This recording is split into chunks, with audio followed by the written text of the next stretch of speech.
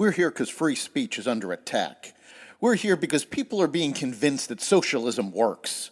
We're here because people are being judged guilty until proven innocent. We are fighting back with facts. This is not a safe zone, so buckle up, Buttercup. This is the raw, naked truth.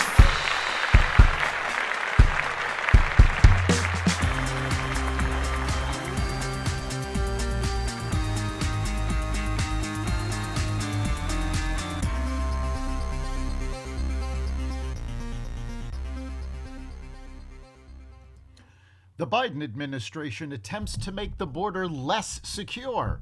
Russia increases Ukrainian attacks. Iranian students continue protests and more. Welcome to the Raw Naked Truth. I'm your host, Eric Lopkin, and here's the news you need to know. Arizona Governor Doug Ducey was accused this week by the Biden administration of trespassing as the Republican governor makes efforts to fill gaps along the U.S.-Mexico border with shipping containers. Ducey announced last week that he would have crews install shipping containers along a section of the border to fill gaps not covered by a wall. The announcement came 2 weeks after federal officials ordered him to take down containers he had placed in the southwestern part of the state. The Republican governor then sued and requested the courts allow Arizona to keep 100 shipping containers double stacked with barbed wire on top in place near Yuma. The containers were put in place in August to fill gaps in the border, which Ducey said was pushing back against, quote, the inaction of the Biden administration in stopping migrants from entering the state from Mexico, unquote. Russian missiles hit critical infrastructure in Kyiv, Kharkiv, and other Ukrainian cities on Monday. Water and electricity were cut off in large parts of Kyiv, the country's capital. There were reports of power outages around the country as well.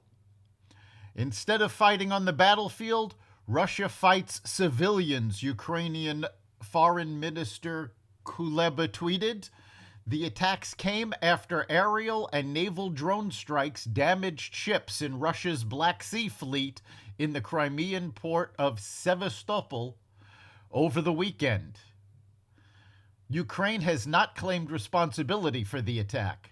Russia suspended the United Nations brokered deal to allow Ukrainian grain exports after the drone strikes, triggering what Ukrainian President Volodymyr Zelensky said would be conditions of artificial famine around the world. Chicago recorded another bloody weekend with nearly 3 dozen shooting victims, including a teen found shot in the head inside a car, 2 women struck while standing inside a kitchen, and a man shot through an eye, authorities said. The eruption of violence occurred from 6 p.m. Friday to 11:59 p.m. Sunday, Chicago police said. In total, there were 32 reported shooting incidents and 35 shooting victims, which included at least 4 juveniles. Police said at least 5 people were murdered over the weekend.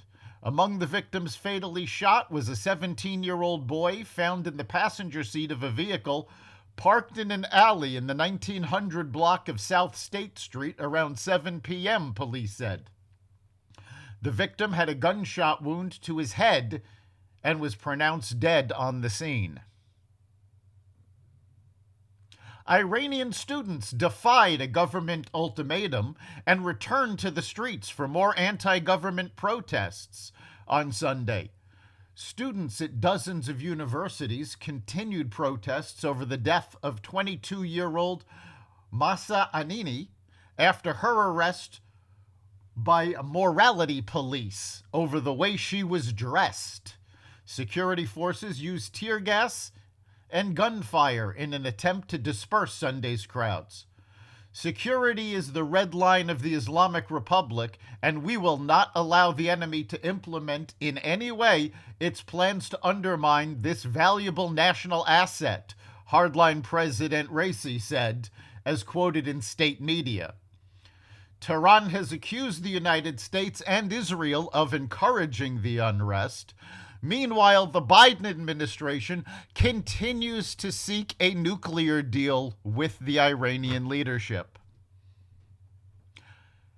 Elon Musk accused Twitter's former board of directors and their lawyers of deliberately hiding evidence from court proceedings, days after the entrepreneur's $44 billion deal was finalized. Wachtell and Twitter board deliberately hid this evidence from the court, Musk tweeted Sunday night. He included a screenshot of internal messages from a Twitter executive referencing fraudulent metrics. Stay tuned for more, the billionaire added. Twitter was represented by Wachtell, Rosen, Lipton, and Katz lawyers in their legal proceedings with the entrepreneur. Proof of fraudulent metrics at Twitter may serve as a basis for arguments that Musk significantly overpaid in the $44 billion deal. Musk said earlier this month that he obviously paid more than the company was worth. That's the raw naked truth. You can catch every episode of The Raw Naked Truth at xvadio.com/podcasts, the Apple Podcasts app, Google Podcasts, Spotify, iHeartRadio, Stitcher, Amazon Music, Audible, and any platform that respects freedom of speech. We'll see you next time.